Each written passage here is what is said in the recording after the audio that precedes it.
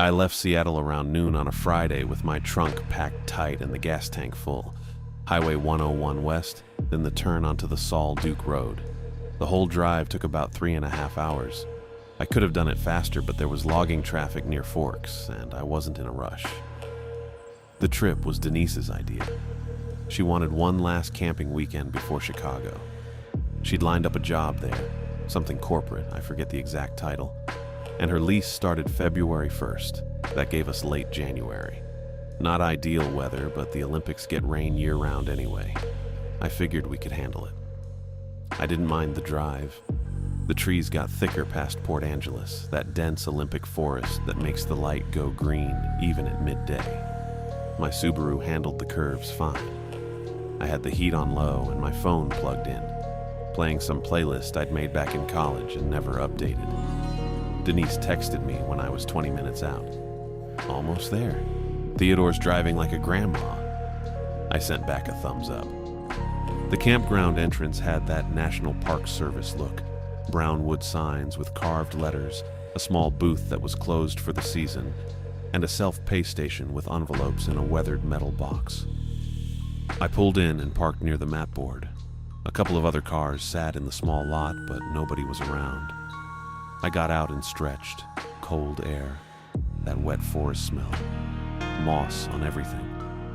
The map showed the layout, loops for tent sites, vault toilets, the road continuing another mile or so to Salduc Hot Springs Resort. I'd been here once before, maybe 5 years back. It hadn't changed. Denise's car pulled in maybe 10 minutes later, a silver Honda Accord. Theodore was driving. Denise got out of the passenger side fast, like she'd been waiting to move. She had her black hair tied back and wore a green jacket I recognized from other trips. "Drew," she said. Not a question, just acknowledgement. "Hey." Theodore climbed out slower. Tall guy, solid build, always moved with this controlled posture like he was demonstrating good form. He worked as a physical therapist, and you could tell, everything deliberate. "Good drive?" he asked. "Fine," I said. "You?" "Scenic." Denise rolled her eyes a little. "He wouldn't go over 55. "Speed limit's 50, Theodore said. He wasn't defensive about it, just factual. I liked Theodore fine, but we didn't have much in common. He was protective of Denise in that older brother way. Practical. Always had the right gear and the right answer. I respected it, but it could get tiring. "Cole texted," Denise said. "He's close." Cole. I hadn't seen him in maybe a year. We'd been roommates for 2 terms at community college before I transferred. He was fine, easy to be around. Didn't take things seriously, which was either good or exhausting, depending on the day. "He bringing gear?" Theodore asked. Denise shrugged. "He said he had stuff."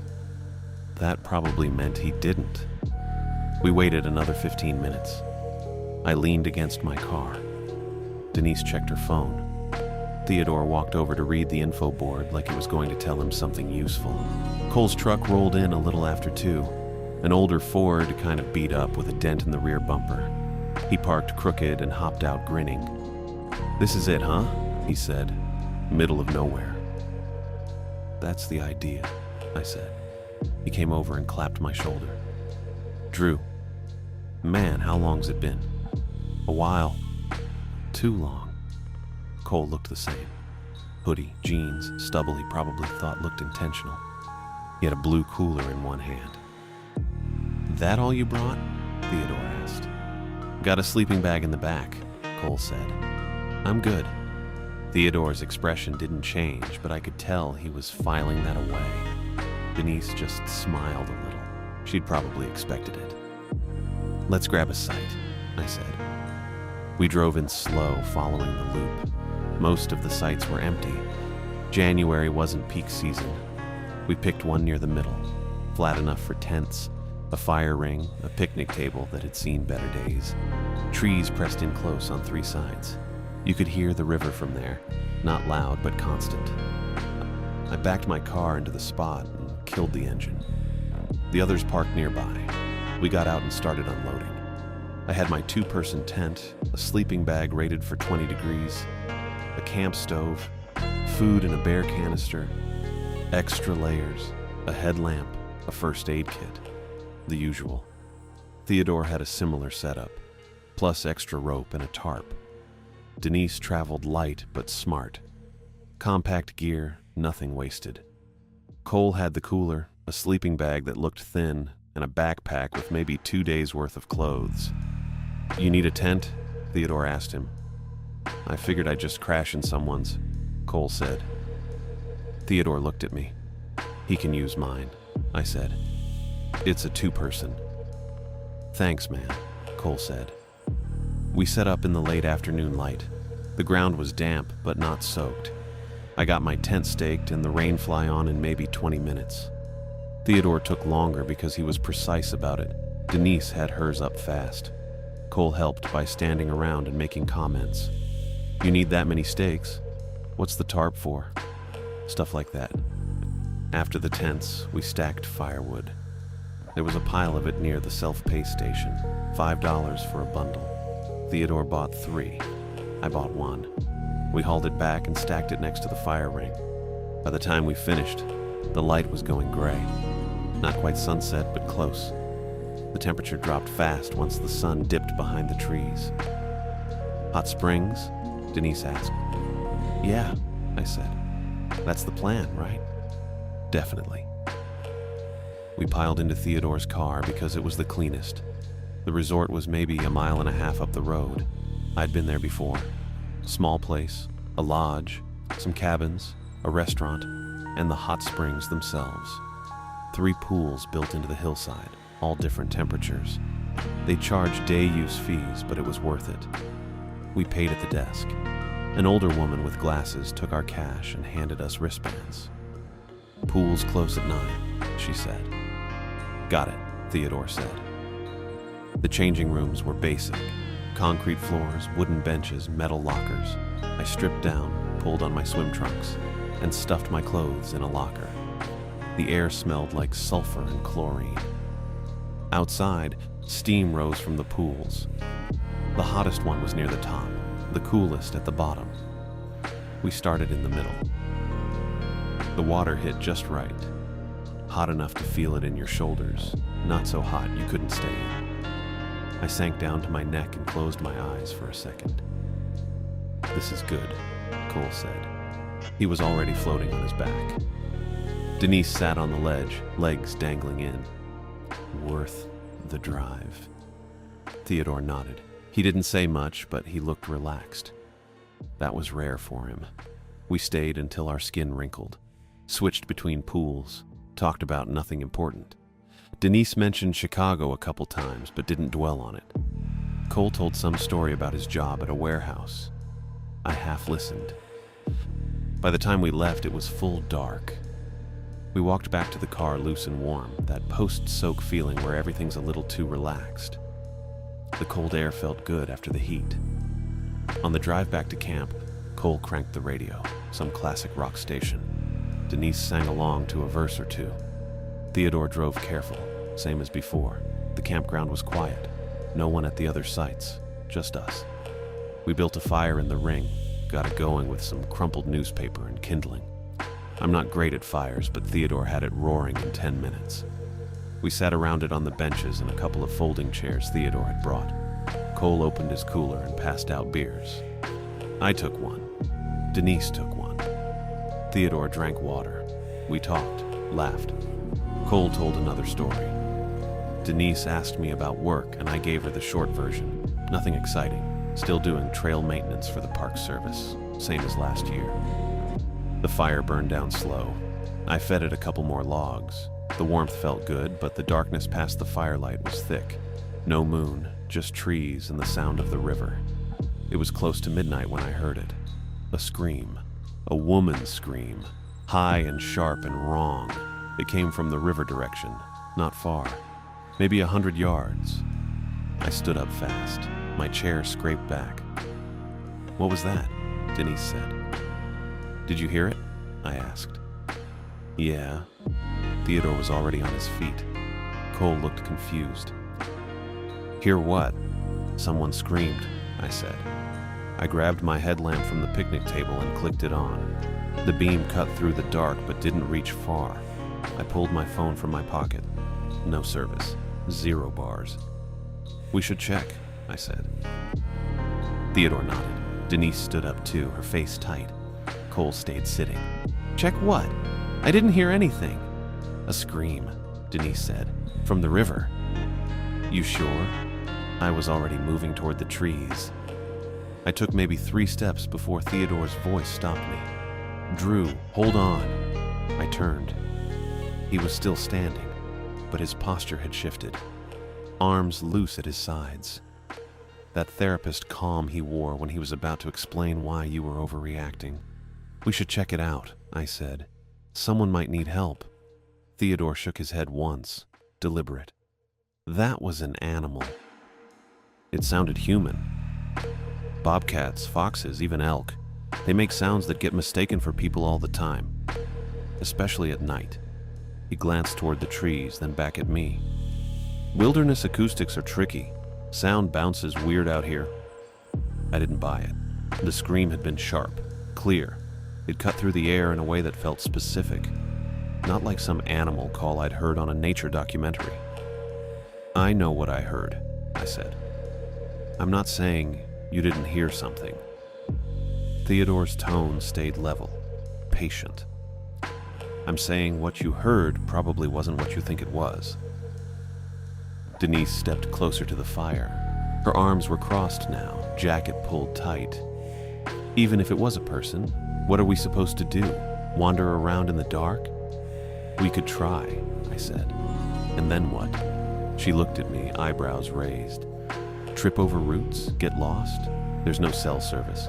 No lights except what we're carrying." I wanted to argue, but she had a point. The forest past the campground loop was dense. I'd seen it during setup. Thick underbrush, fallen logs, uneven ground. My headlamp would give me maybe 20 feet of visibility. If someone was out there and hurt, stumbling around blind wasn't going to help them. Still, the scream sat wrong in my chest. "We could drive to the resort," I said. "Find a phone, call someone." Theodore exhaled slowly. Not quite a sigh, but close. "Drew, I get it. You're worried. But think this through. We drive up there, wake somebody up, tell them we heard a scream we can't locate and don't have any other information about. What do you think they're going to do?" I didn't answer. "They'll tell us the same thing I just did. Animals out here sound human sometimes. It happens." He rubbed the back of his neck. "If we hear it again, or if we find something concrete in the morning, that's different. But right now, there's nothing actionable." That word, actionable. I hated how reasonable it sounded. Cole was still sitting by the fire, beer in hand, watching us with this half-amused expression. "You guys are sure you even heard something, right?" "Yes," I said. Denise hesitated, then nodded. "I heard it." "Okay." Cole shrugged. "I didn't. And I was sitting right here." He tipped his bottle toward Theodore. "I'm with him. Probably just some weird animal thing." Denise uncrossed her arms, looked at me for a second, then turned toward her tent. "I'm going to bed. There's nothing useful we can do tonight." Theodore nodded. "Good call." He glanced at me. "Get some sleep, Drew. If there's something to check in the morning, we'll check." I stood there with my headlamp still on, beam cutting across the dark between the trees. My phone was useless, no signal. The resort was 1.5 miles away and I didn't have Theodore's keys. Even if I walked, I'd be doing exactly what Denise said, stumbling around in the dark for no clear gain. Cole drained the rest of his beer, stood, and stretched. "Yeah, I'm done." He walked to my tent, unzipped it without asking, and crawled inside. 10 seconds later, I heard the rustle of his sleeping bag. Theodore kicked dirt over part of the fire, then added one more log. "Leave it low," he said. "It'll burn out on its own." Then he went to his tent and zipped it shut. I stayed outside, sat back down on the bench. The fire crackled quietly, throwing shadows across the picnic table and the trees behind it. My headlamp was still strapped to my wrist, and I kept it on, aiming it toward the direction the scream had come from every few minutes. Nothing moved. No sound except the river and the occasional pop from the fire. I don't know how long I sat there. Maybe an hour.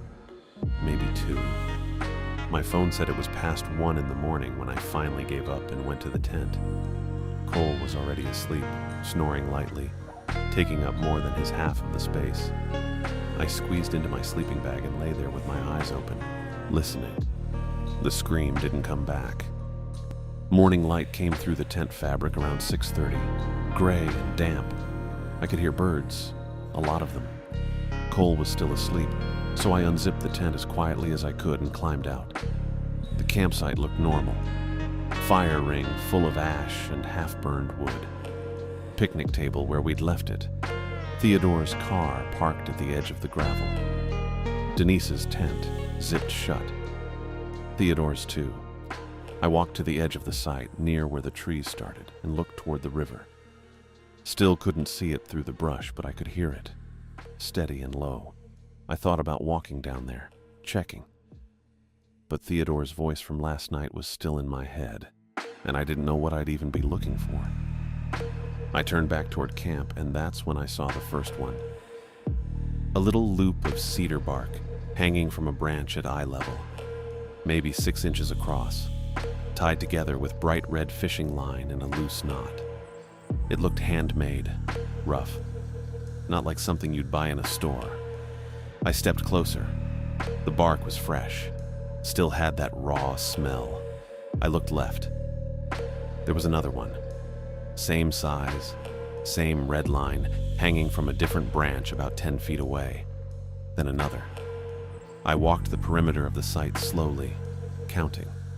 There were 8 of them total, spaced unevenly, but forming a rough ring around where we'd set up camp, all at eye level, all tied with the same red fishing line. My stomach tightened. I heard a zipper. Theodore climbed out of his tent, stretched, looked around.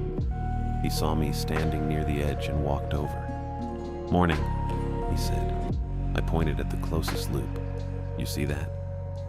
He looked, frowned, stepped closer and reached out to touch it, then stopped. "Huh. There's more," I said. "All the way around." Theodore walked the perimeter with me. He didn't say anything until we'd completed the circle. Then he stood there, hands on his hips, staring at one of the loops.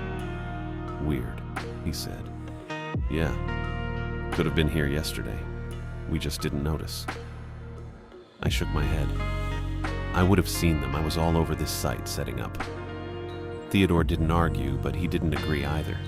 He just kept looking. Cole's voice came from behind us. "What are you guys doing?" I turned. He was standing outside my tent in sweatpants and a hoodie, squinting in the early light. "Come look at this," I said.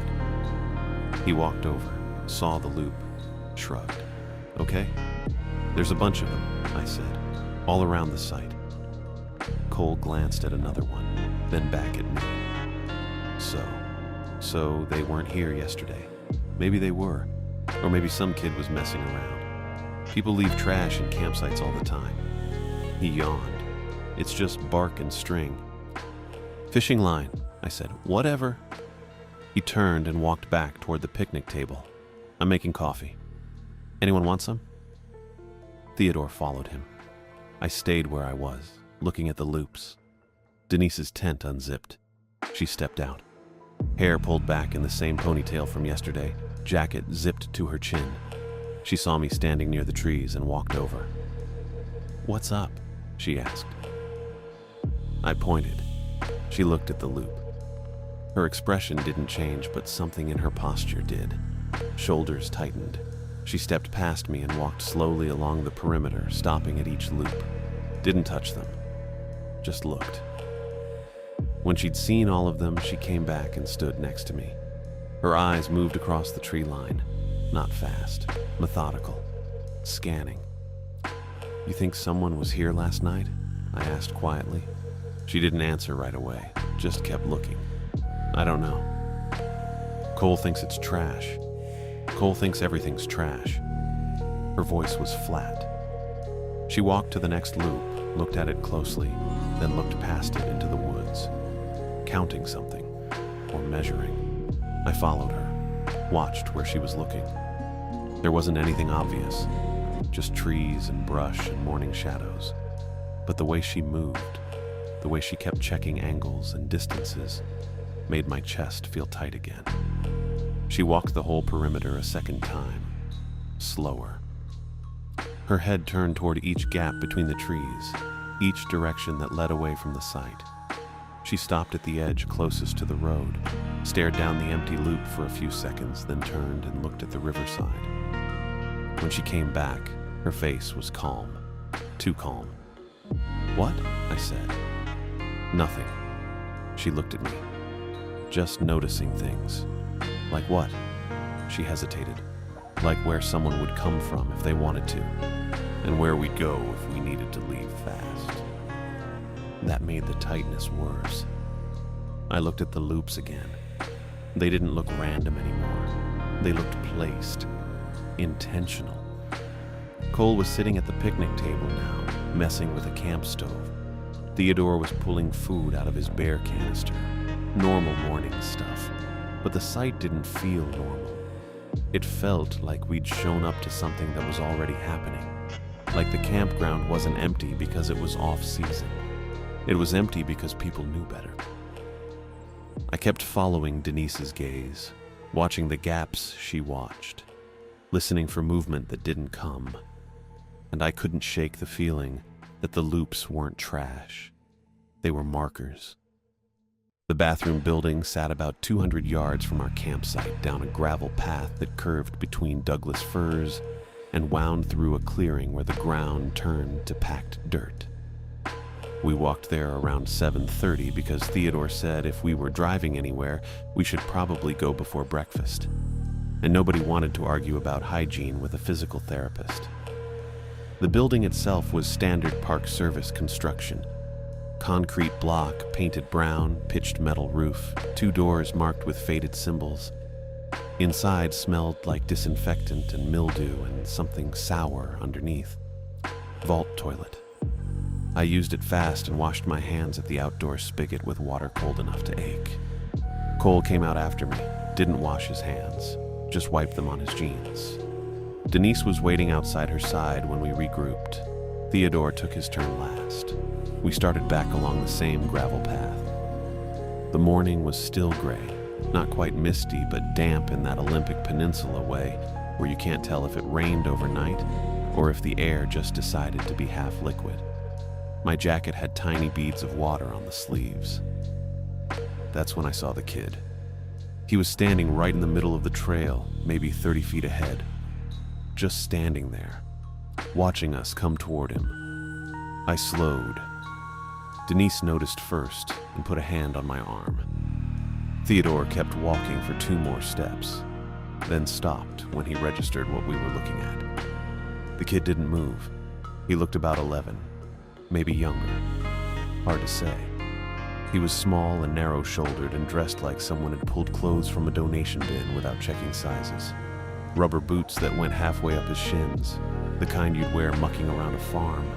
An oversized rain jacket in faded yellow, sleeves hanging past his wrists, hemmed down to his knees.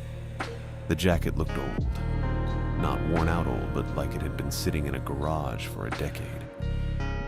His hair was light brown, cut unevenly, like someone had done it at home with kitchen scissors and didn't care much about straight lines. He just stood there, watching. Theodore cleared his throat and took a step forward. "Hey there." The kid didn't answer. Theodore tried again, voice steady and gentle in that therapist way. "You okay? Are your parents around?" The kid blinked, slow. Then he tilted his head slightly and said, "My mother's downriver." His voice was quiet, flat, no emotion in it at all. Theodore nodded, probably trying to seem calm and non-threatening. "Okay, and your dad?" The kid looked past us, up toward the ridge beyond the campground. My father's up the mountain. He said it the same way you'd say your mom went to the grocery store. Totally normal. I glanced at Denise. She was staring at the kid with her jaw tight. Theodore tried again. You out here by yourself? The kid's eyes came back to Theodore. He didn't answer the question. Instead, he said, "The scream last night was a warning." I felt my stomach drop. Cole made a noise behind me, something between a laugh and a cough. What? The kid ignored him.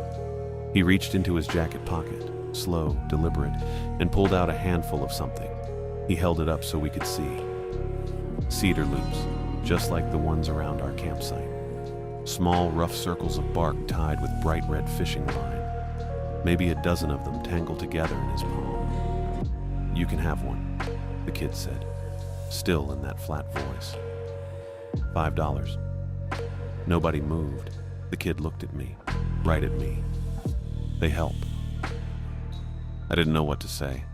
My brain was trying to process too many things. This kid alone in the woods, his parents supposedly scattered across the landscape. The scream, the loops already around our site. And now, he's selling them like friendship bracelets at a craft fair. Theodore stepped closer, hands loose at his sides, non-threatening. What's your name, buddy? Jace Morgan. Jace, where are you staying? Are you camping here? Jace didn't answer. He just kept holding out the loops. Denise moved next to me. Her hand was still on my arm, and I could feel her fingers tighten. She wasn't looking at Jace anymore. She was scanning the trees to our left, then our right, like she expected someone to step out. That's what made me reach for my wallet. Not because I wanted the loop, not because I believed it did anything, but because Denise was looking around like we were being watched, and this kid was blocking the trail, and I wanted the encounter to be over. I pulled out a $5 bill, stepped forward, held it out. Jace took it without expression, folded it once, and tucked it into his jacket pocket. Then he separated one loop from the tangle and held it toward me. I took it. The cedar bark was rough and smelled raw, recent. The red fishing line was tied in a simple overhand knot. Keep it with you, Jace said. Okay. He looked at the others. Nobody else moved. Cole was staring at him like Jace was some kind of elaborate prank. Jace put the rest of the loops back in his pocket. Then he stepped off the trail into the brush and walked into the trees without looking back. Just like that. Gone. We stood there for probably 10 seconds. I could hear the river and some bird I didn't recognize and my own breathing. What the hell? Cole said. Theodore was still staring at the spot where Jace disappeared. We should find his parents. Denise shook her head. We should leave. He's a kid alone in the woods. He didn't seem lost, I said. I didn't know why I said it, but it was true. Jace hadn't seemed scared or confused or even lonely. He'd seemed purposeful. Theodore turned to me. You really think his mom's downriver and his dad's up a mountain? I shrugged. I don't know. We should tell someone. Yeah, Denise said. We should. Let's go. She started walking back toward camp, moving fast. I followed. Theodore hesitated, then came after us. Cole muttered something I didn't catch. We got back to the site, and Theodore said we should drive to the ranger station. Nobody argued. We didn't pack up, didn't eat breakfast. Just got in Theodore's car, me in back with Cole, Denise up front, and drove out of the campground the way we came in. The ranger station was near the entrance, about a quarter-mile past the self-pay area. I'd seen it when I arrived yesterday but hadn't paid much attention. Small building, same brown Park Service paint, single vehicle parked out front.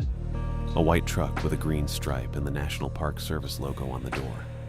We parked next to it, got out. The air was still damp and cool, and the clouds were low enough to hide the ridge. Inside was one room. Desk, filing cabinet, map on the wall, bulletin board with flyers about bear safety and fire restrictions. A ranger stood behind the desk doing something with paperwork. He looked up when we came in. Morning.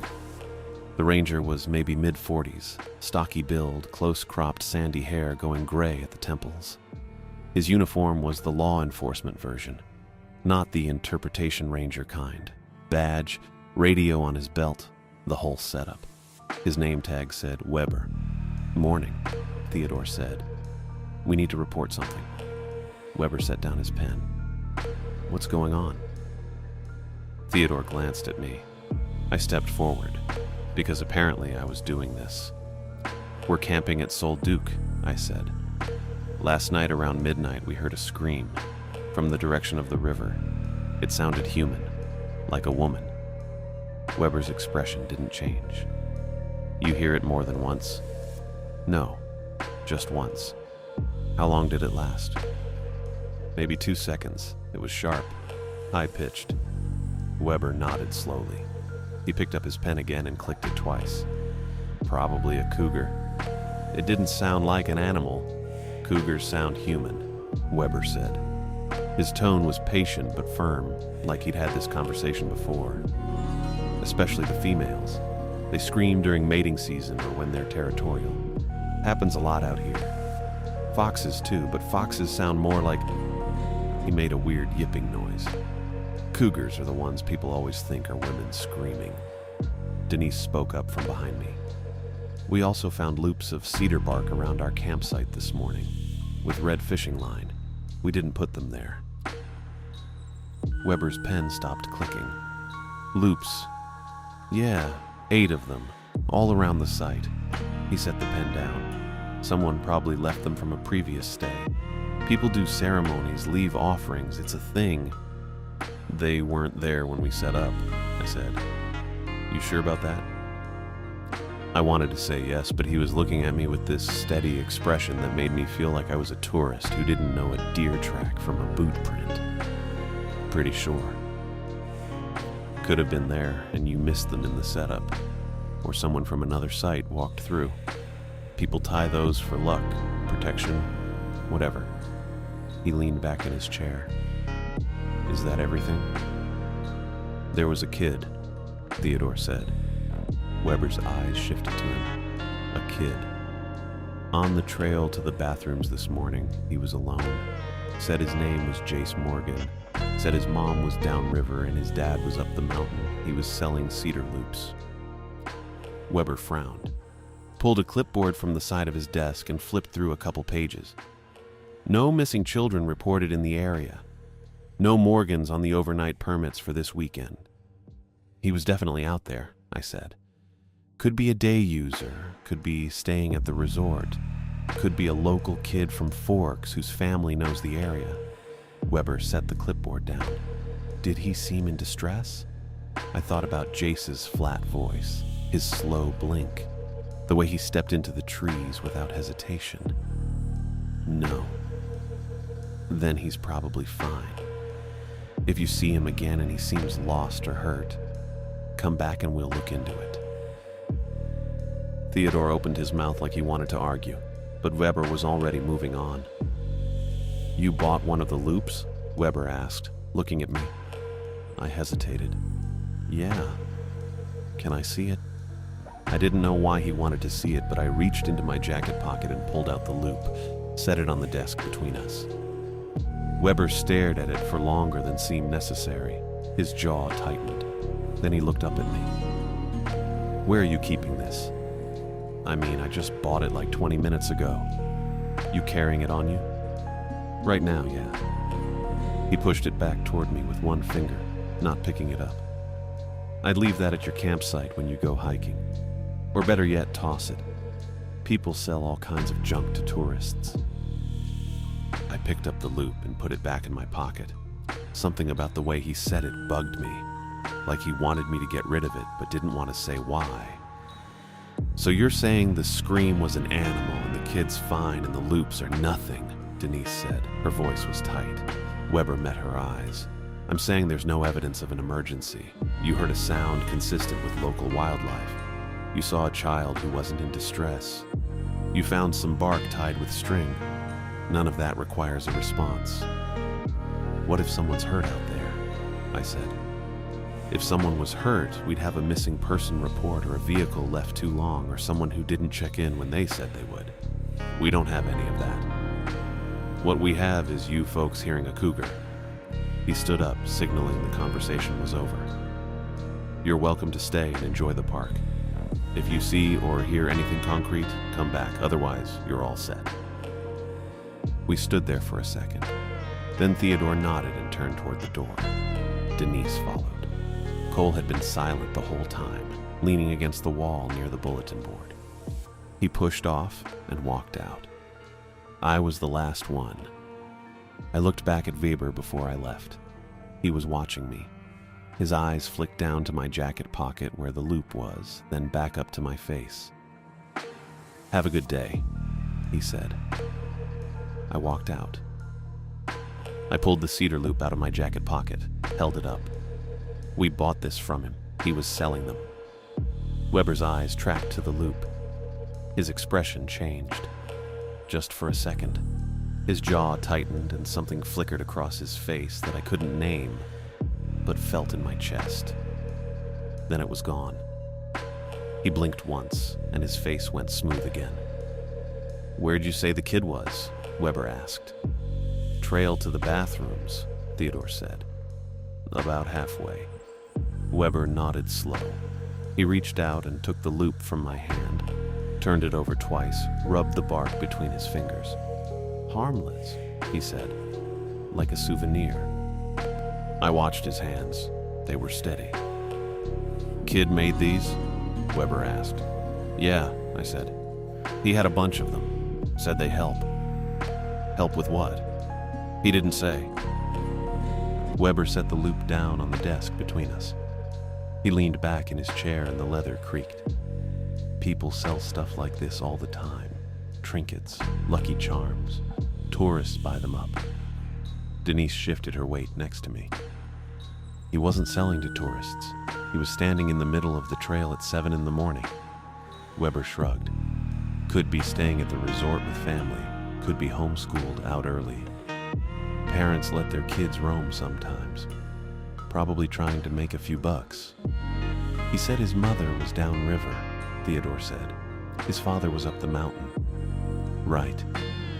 Weber picked up his pen again, clicked it once. "So they're around. Sounds like he knew where they were." I stared at the loop on the desk. The red fishing line caught the overhead light. "You said you'd look into it." "I will." Weber opened a drawer, pulled out a small notepad, wrote something I couldn't see. "I'll check the resort, see if anyone matching that description is registered. I'll ask around, but honestly, you're probably going to see him again before I do. If you do, tell him to stay with his parents. That's the best thing." Theodore nodded. I didn't. Weber stood up. That was it. He was done. "You folks planning to stay the weekend?" "Yeah," Theodore said. "All right. Secure your food in the bear canisters. Don't leave anything out overnight. Stay on the marked trails if you're hiking, and stop feeding the fear." He looked at me when he said that last part. "You hear something weird at night, remind yourself you're in the woods. Woods are full of weird sounds. Most of them are nothing." I wanted to argue. Wanted to ask why his face changed when he saw the loop. Wanted to ask why 8 of them were around our site if they were just trinkets, but Theodore was already moving toward the door, and Denise was following, and Cole was halfway out. Weber picked up the loop and held it toward me. "Here, don't lose your souvenir." I took it, shoved it back in my pocket. We walked outside, got in the car. Nobody said anything until Theodore started driving back toward camp. "Well, that was useless," Denise said. Theodore shook his head. "He's going to check. That's something." "He didn't care," I said. "He wrote it down. He wrote something down." I leaned my head against the window. The glass was cold. "Did you see his face when I showed him the loop?" Cole turned in the back seat next to me. "What about it?" "It changed, just for a second." "Changed how?" I didn't know how to explain it. Like he recognized it, Cole snorted, or he thought we were crazy and didn't want to deal with us. Maybe, I said. But I didn't think so. Back at camp, Theodore suggested we do something normal. His exact words, "Let's do something normal." Denise agreed fast. She was already pulling out the trail map from the info board, spreading it on the picnic table. Sol Duke Falls. It's less than a mile. Easy trail. I didn't want to hike. I wanted to sit and watch the tree line and figure out what the loops meant. But Theodore was nodding, and Cole was digging through his cooler for snacks, and Denise was looking at me with this expression that said, "Please just go along with it." So I went along with it. We locked the food in the canisters, left everything else. Drove Theodore's car about half a mile up the road to the trailhead parking area. There were 2 other cars there. That felt better. Other people around. The trail was paved at first. Smooth black asphalt winding through Douglas firs and hemlocks. Everything smelled like wet bark and moss. We passed a family with 2 kids, maybe 6 or 7 years old, wearing bright pink and blue rain jackets. The mom smiled at us. Theodore smiled back. The pavement ended after a quarter mile and turned into packed dirt and gravel. The trail stayed wide and flat. Denise walked ahead with her phone out, taking photos of ferns and tree roots.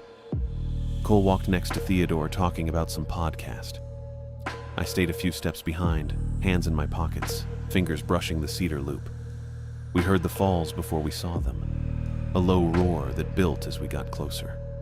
Then the trail curved and opened up to a viewing platform, wooden boards bolted into rock with railings on 3 sides. The falls dropped maybe 30 feet. White water crashing over black stone into a pool that churned and frothed before narrowing into the river. Mist hung in the air. My face got damp just standing there. Denise handed her phone to Theodore and stood near the railing. Theodore took 3 photos. Then Denise took Theodore's phone and got him. Then she waved me and Cole over and made us all squeeze together while she held the phone out at arm's length. "Smile," she said. I tried. I think it came out weird. We ate lunch on the wet rocks near the pool below the falls. Denise had packed sandwiches, turkey and cheese on wheat bread in Ziploc bags. Cole had chips. Theodore had apples. I ate half my sandwich and couldn't finish the rest. The sound of the falls was constant, loud enough that we didn't talk much. I sat with my back against a boulder and watched the water. Watched it pour over the edge and crash down and swirl in the pool. Watched it funnel into the river and disappear around the bend. That's when I noticed it. The sound wasn't right. I mean, it was right. It was exactly what a waterfall should sound like. But underneath it, beneath the roar and the crash, there was something else. Another current. A second layer of sound running the wrong direction. Not upstream exactly, just not downstream either. Sideways maybe, diagonal. I tilted my head, listened harder. It was there, faint but steady. A hum or a pull or something I didn't have a word for. "You good?" I looked up. Theodore was standing over me, apple core in hand, eyebrows raised. "Yeah," I said, "fine. You look kind of out of it." I glanced at the water again. The sound was still there, still wrong, but I couldn't explain it without sounding insane. "Just tired. Didn't sleep much." Theodore nodded. He got that. "We'll take it easy this afternoon, maybe nap before dinner." "Sure." He walked over to a trash bag Denise had brought and dropped the core inside. I stayed sitting, kept listening, kept trying to figure out if it was real or if I was making it up. Probably the hot springs, or the whiskey Cole had been handing out last night, or the fact that I'd barely slept. Probably nothing. I didn't say anything. We got back to camp a little after 2, parked the car in the same spot, walked into the site, and stopped. Everything was wrong. The 2 folding chairs Theodore had set up yesterday were moved. They were side by side now, lined up perfectly, both facing the fire pit. Not crooked, not casual, precise. The cooler was in the center of the clearing, exactly centered, like someone measured. And on top of the cooler, on a square of flat bark, was a dead river otter. It wasn't torn apart, wasn't bloody. It just lay there on its side, legs tucked, eyes half open, fur slicked down and dark with water. "What the hell?" Cole said. Denise made a noise in her throat. She backed up 2 steps. Theodore walked forward slow.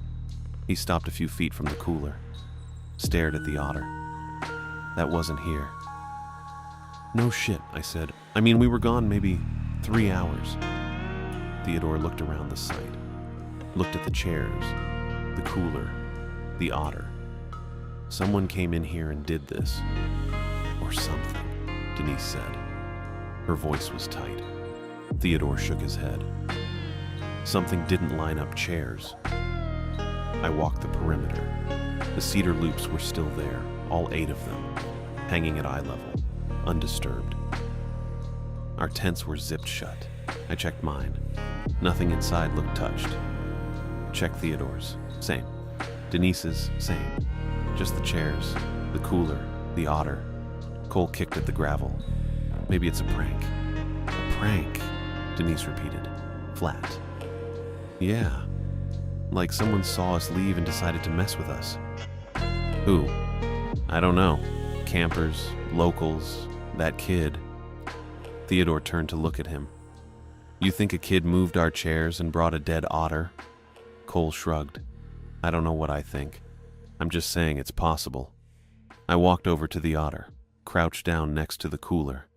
The bark square was maybe 12 inches across, cut clean on all sides.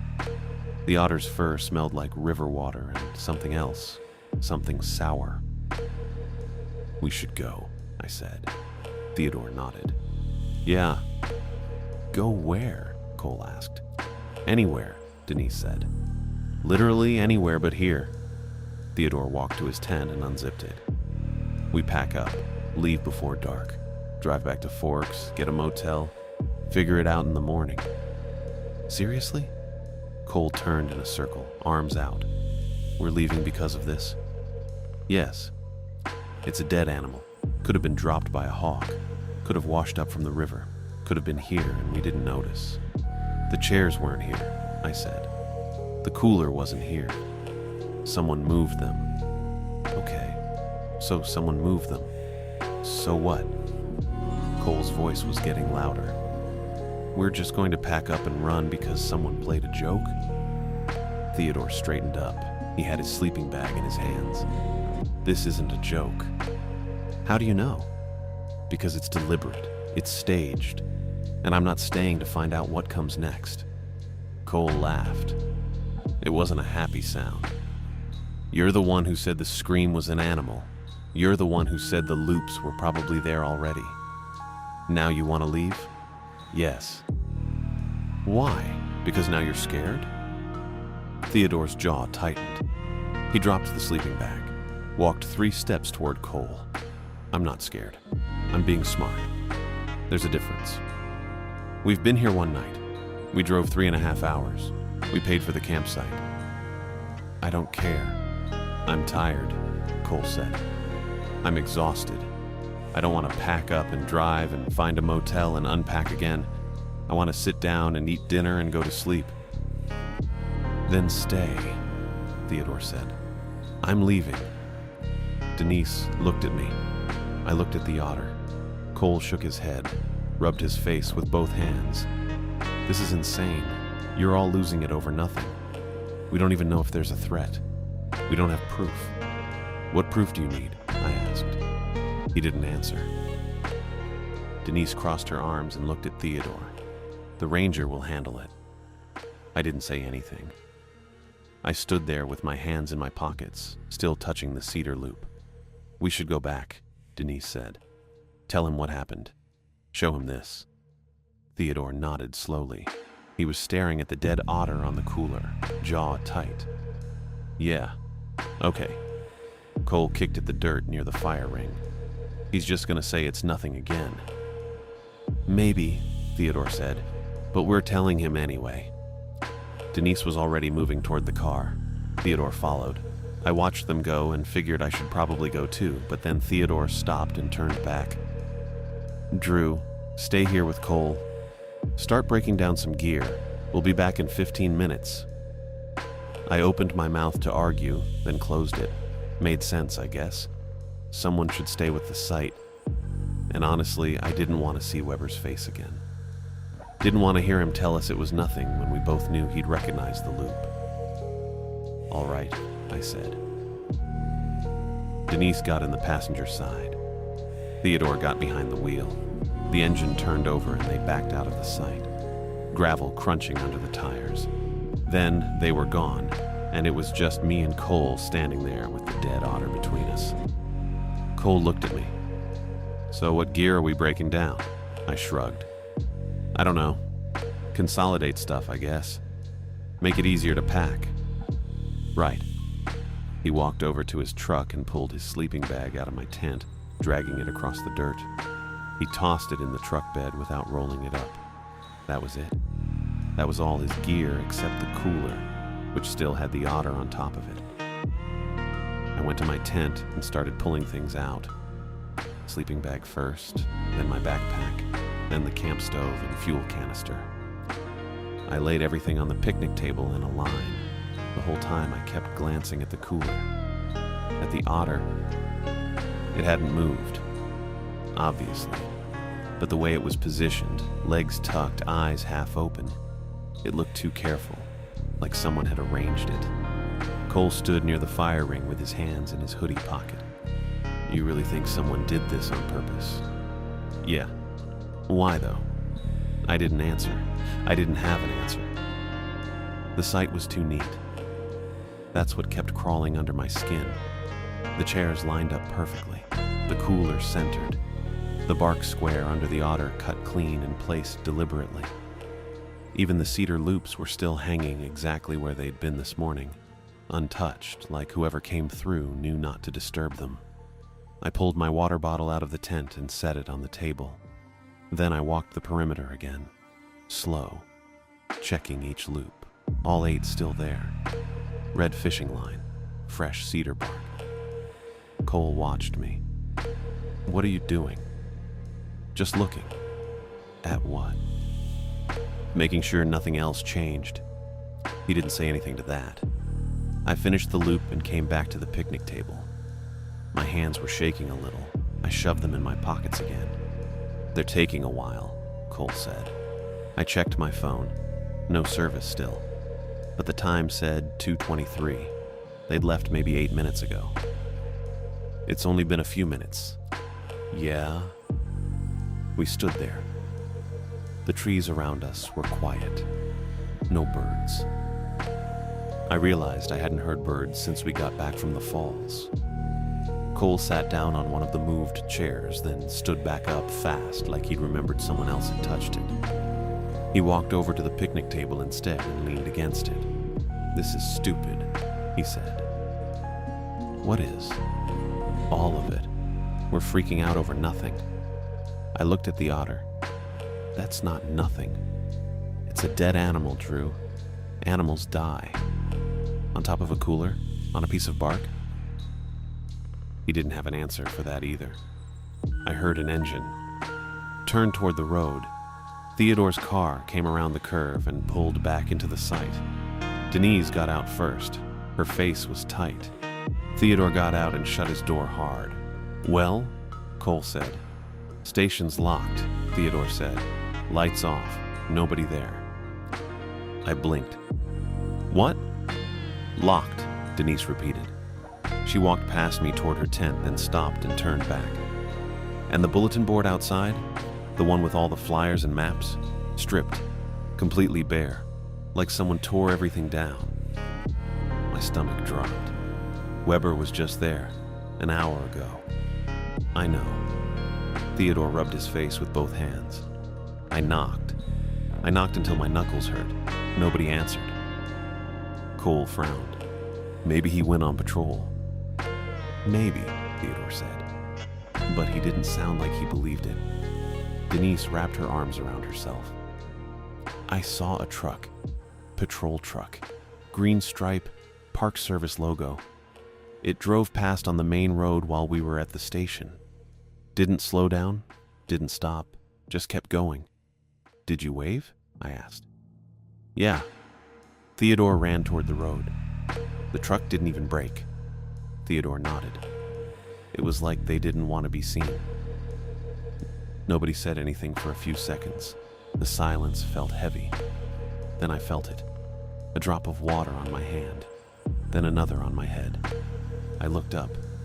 The sky had gone darker, clouds low and gray. Rain started falling in thin sheets, light at first, then heavier. Cold. It soaked through my jacket shoulders in seconds.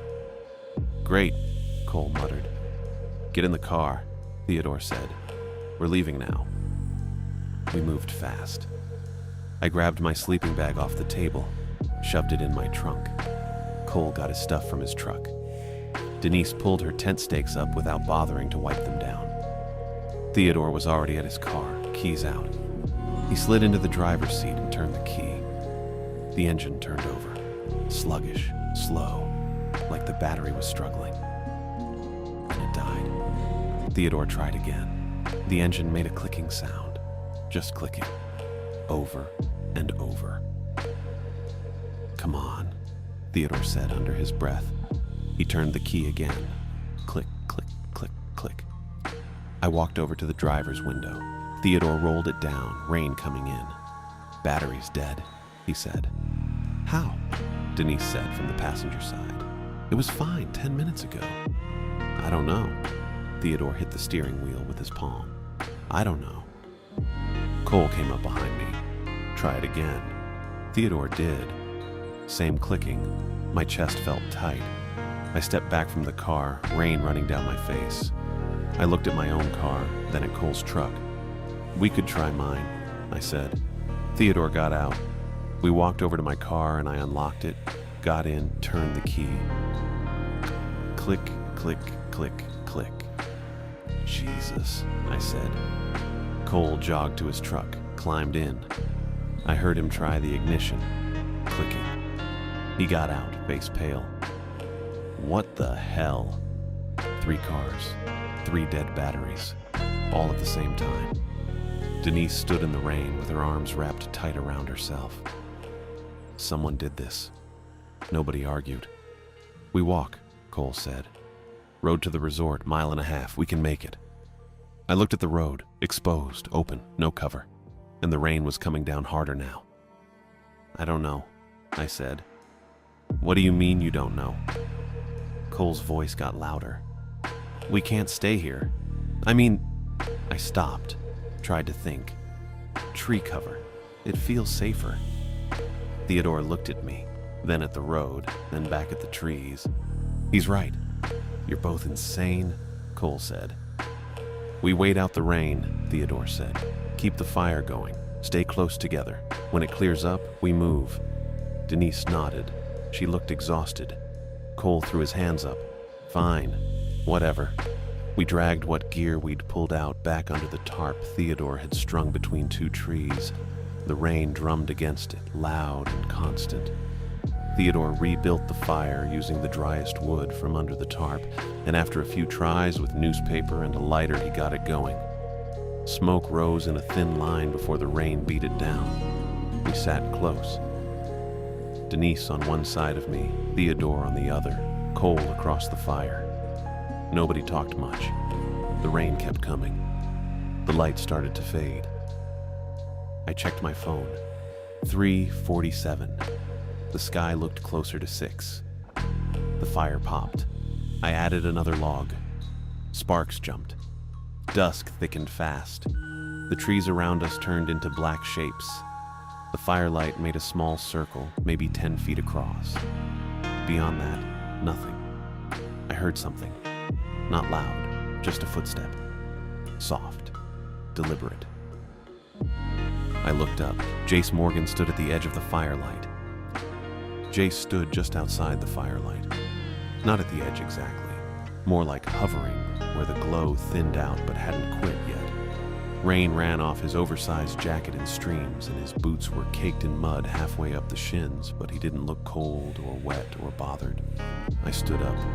The bench scraped against gravel. Denise grabbed my wrist. "Drew." "I see him," I said. Theodore got to his feet slowly, hands out in that non-threatening way he'd used on the trail earlier. "Jace, you okay?" Jace tilted his head. Same slow blink, same flat expression. He looked at me, not Theodore. The charm only works if it stays with you. I pulled the cedar loop from my pocket without thinking. The bark felt damp now from the rain soaking through my jacket. I held it up. "This?" "The one you bought," Jace said. "It has to stay with the person who paid for it. If you give it away, it stops working." Cole made a noise that could have been a laugh or a cough. "Working how?" Jace didn't look at him, kept his eyes on me.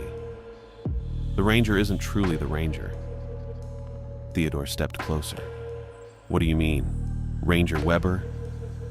"Don't answer if you hear the river pull," Jace said, still looking at me. "It'll sound like someone you know, but it won't be them." Denise's grip on my wrist tightened. "Jace, where are your parents?" He didn't answer that, just turned and walked away into the rain. Not fast, not slow, just steady, like he had nowhere urgent to be and all the time in the world to get there. His yellow jacket disappeared into the dark between the trees, and I couldn't hear his footsteps over the rain. Nobody said anything for maybe 10 seconds. Then Theodore sat back down hard on the bench and put his head in his hands. I turned the charm over in my palm. The red fishing line caught the firelight. I looked closer than I had before. The knots weren't random. They were evenly spaced along the loop. 4 of them. Like a tally. Like someone counting something. I remembered Weber's face when I'd shown it to him. That flicker. The way his jaw went tight for half a second before his expression smoothed out again. He'd recognized it. I was sure of that now. And then the station had been locked and empty an hour later with the bulletin board stripped bare. "We should follow him," Denise said. I looked up. She was already standing, staring at the spot where Jace had disappeared. "Follow him where?" Cole said. "He's gone." "He came from somewhere," Denise said. "Maybe his parents, maybe the resort, maybe somewhere safer than here." Theodore lifted his head. "In the dark? In the rain?"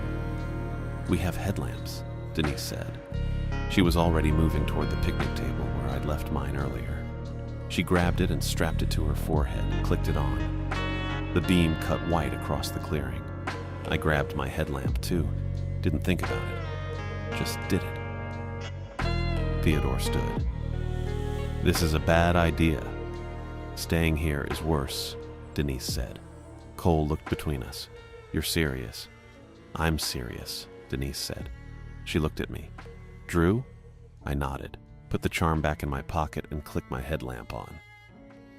Theodore sighed, grabbed his own headlamp and a hatchet from his gear pile. The hatchet was old and dull, more for splitting kindling than anything else, but he held it like it mattered. Cole stayed by the fire for another few seconds, then swore under his breath and grabbed his headlamp too. We moved into the trees. The rain tightened everything. Branches hung lower, roots rose higher, and every step felt uncertain. My headlamp beam bounced with each movement, making the forest jerk and shift. Denise walked ahead of me, Theodore to my left, Cole behind. I couldn't see Jace. Couldn't hear him either. Just rain in our boots on wet ground and branches snapping when someone stepped wrong. Then I heard it again. That layered current. The sound running sideways beneath the normal river noise. It was louder now, closer. Almost like it was in the air around us instead of coming from the water. I stopped walking. Denise turned. "What?" "You hear that?" She listened, shook her head. "Just the river." I heard more than the river. I heard something moving under it, something pulling in the wrong direction. Then I saw the lights, blue points, small and steady. blinking between the tree trunks, maybe 30 yards out. I counted 4, then 6, then more. They multiplied without moving closer, just shifting left and right like they were circling. "Do you see that?" I said. Theodore followed my gaze, squinted. "I don't see anything." "Blue lights," I said. "Right there, between the trees." Denise stepped closer to me. "I see them." Cole swung his headlamp around. "Where?" The blue points blinked out, then back on. Farther to the right now, more of them, maybe a dozen. They didn't make sound. No footsteps, no branches breaking, just silent shifting. "We need to keep moving," Theodore said. We walked faster. The blue points followed. I kept my headlamp aimed forward, but watched them in my peripheral vision. They stayed at the same distance, pacing us, hurting us maybe. The thought made my stomach clench. The trees opened onto a trail split. 2 paths, both narrow and overgrown. Jace was gone. No yellow jacket. No sign of which way he'd turned. "Which way?" Denise said. I didn't know. I pulled the charm from my pocket. It felt warm. Not hot. Just warmer than it should have been after sitting in my cold, wet jacket. "Drew," Theodore said, "we need to pick." I closed my eyes halfway. Didn't plan it. Just happened. And I saw something. A shape, thin and wrong, folded in a way that didn't match the space it occupied. It stood at the left fork, not blocking it but hovering near the entrance. The shape had no color, just absence, a gap where something should be but wasn't. I opened my eyes fully and the shape disappeared. "Right," I said. "We go right." "You sure?" Cole said. "No." I started walking right anyway. The charm stayed warm in my hand. I kept my eyes half shut as I walked, checking every few steps. The shape didn't follow. It stayed at the left fork, waiting. The charm wasn't protection exactly. It was more like it made me notice what I wanted to deny, made me see the things my brain tried to smooth over and ignore. I didn't like that at all. The blue points closed in. They weren't pacing anymore. They were hemming us in, pressing from 3 sides, steering us toward the sound of water. The river was close now. I could hear it loud and fast, swollen from rain. "They're pushing us toward the river," I said. Theodore gripped the hatchet tighter. "I know." The ground sloped down. Roots crossed the path in thick tangles, and the mud was slick under my boots. My headlamp caught the water ahead, black and churning. Theodore's foot slipped. He went down hard on one knee, then started sliding toward the bank. I lunged and grabbed his wrist with both hands. His weight pulled me forward, and I dug my heels in, leaning back. "I got you," I said. Then something cold rushed close. I felt it more than saw it. A presence moving fast from the left. The air pressure changed and my ears popped and the smell hit me. River water and rot and something else I couldn't name. Cole flinched back, hard. His elbow hit my shoulder and my grip on Theodore's wrist loosened. "Don't," I started. Theodore dropped. Not into the river exactly. Into a dark seam I hadn't noticed, a channel cutting sideways through the main current. The water moved wrong. It flowed upriver, against the direction it should go. Theodore went under without a sound, and the water closed over him too smoothly, too fast, like it had been waiting. Denise screamed. The same scream, high and sharp and terrified. The scream we'd heard from camp last night, the one we'd ignored. I shoved the charm into her hand, closed her fingers around it. "Keep it. Don't let go." She stared at me, eyes wide and wet. I grabbed her arm and pushed her sideways along the bank, away from the seam. "Move, now." Cole stumbled after us. The blue points multiplied. 20, 30, too many to count. They closed in from all sides except one, a narrow gap leading into thick brush and deadfall. I shut my eyes halfway and saw the wrong folded shape again. It was closer now. moving toward us. But it hesitated at the edge of the brush, like it couldn't follow into the tangle. "There," I said, pointed at the gap. "That's not a path," Cole said.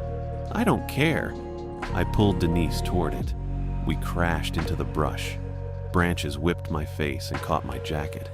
Denise tripped over a log and I hauled her up. Cole swore behind us. We didn't stop, just kept pushing through, breaking branches, tearing through vines, moving away from the layered sound. I kept my eyes half shut and checked behind us every few seconds. The shape followed at first. Then it slowed. Then it stopped at the edge of the brush and didn't come farther. We ran until the layered sound faded, until the river sounded normal again. Just water over rocks. No current running sideways. No pull underneath. Then the trees opened and we burst into the resort parking lot. Gravel under my boots. Floodlights on tall poles. The lodge building ahead with warm yellow windows. We were soaked and unsteady and Denise was sobbing. The lodge door opened. A woman in a fleece vest and name tag came out fast. "Phyllis," the tag said. Same woman who'd checked us in for the pools yesterday. "What happened?" she said. "Our friend," Denise said. Her voice broke. "The river took him." Phyllis didn't ask questions, just put her arm around Denise and guided us inside. The lobby was warm and bright and smelled like coffee and wood smoke. She sat us down on a couch near the fireplace and grabbed a landline phone from behind the desk. "I'm calling emergency services," she said. "Stay here." I heard her talking, urgent and clear, giving directions, asking for sheriff and park service and search and rescue. Cole sat next to me. His hands were shaking. "Theodore's gone." I didn't answer. Couldn't. Denise opened her hand and looked at the charm. The cedar bark was still damp. The red fishing line still had those 4 evenly spaced knots. "Why did you give it to me?" she said. "Jace said it only works for the person who bought it," I said. "Then why?" "I don't know." I didn't. Hadn't thought it through, just reacted. Phyllis came back with blankets and handed them out. "They're on their way. 20 minutes, maybe less." We waited. I don't know how long. Time felt wrong. Too slow and too fast at once. Headlights swept across the windows, then more. Vehicles pulled into the lot, doors slammed. A man in a sheriff's deputy uniform came through the door first. Tall, fit, clean-shaven. His name tag said, Oliver. Behind him came a woman in Ranger Field uniform with a ponytail and sharp eyes.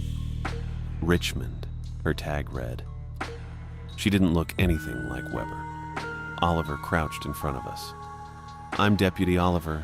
This is Ranger Richmond. We're here to help. Can you tell me what happened?" I told him. Started with the scream last night. The cedar loops around camp, the dead otter, the ranger station being locked, the dead batteries. Jace's warnings, the blue lights, Theodore slipping, the river pulling him under. I didn't mention what the charm showed me, the wrong-folded shape, how my half-shut eyes let me see it. That felt too strange to say out loud. Oliver wrote everything down, asked clarifying questions, stayed calm and professional. Richmond got on her radio and called for additional search personnel. "Show us where," Richmond said. We walked back, not into the forest. Along the road this time with flashlights and radios and more people than I could count. The rain had slowed to a drizzle. My legs felt like rubber. We reached the spot where the trail led down to the river. Searchlights swept the bank. People in waterproof gear waded into the shallows. Richmond coordinated from the bank, directing beams and calling out grid patterns. They found a snapped route where Theodore had slipped, nothing else. The water was empty, just current and rocks and foam. Oliver asked more questions. Denise answered some. Cole answered others. I stood and watched the lights move across the water. The search went on for hours. They brought dogs, more personnel, boats with spotlights. Richmond called in a helicopter, but the weather was too bad for it to fly. Dawn came slow and gray. The rain stopped. The searchlights looked weaker in the growing daylight. Oliver came over. "We're going to keep looking, but I need to get you three somewhere safe and dry. We'll have more questions later." A tow truck pulled into the resort lot as we walked back. Big rig with yellow lights on the roof. The driver climbed out. Older guy, heavyset, graying hair under a truck cap. His jacket said Morgan Towing. "Clay Morgan," he said. Shook Oliver's hand. "Got a call about dead batteries." Oliver explained. Clay nodded, grabbed his jumper cables, and followed us back to camp in his truck. Our campsite looked abandoned. Fire ring full of cold ash. Tents sagging with rain. The otter still on the cooler, stiff now. Clay didn't comment on any of it, just hooked up the cables to Theodore's car and got it started on the first try. Then mine. Then Cole's truck. "Alternators are fine," Clay said. "Batteries just drained. Don't know why." I knew why, didn't say it. Clay offered to escort us out. Said he had another call near Forks anyway. We packed fast, threw everything in without organizing, left the otter where it was. Clay's truck led the way. I drove my car. Denise rode with me. Cole followed in his truck. We took the winding road out through the forest as the sky turned pale. I watched the tree line, couldn't help it. Just before the road bent away toward the main highway, my headlights swept across the trees one last time. I saw a blue point, just one, blinking where the light didn't quite reach. Then the road curved, and the forest went dark behind us.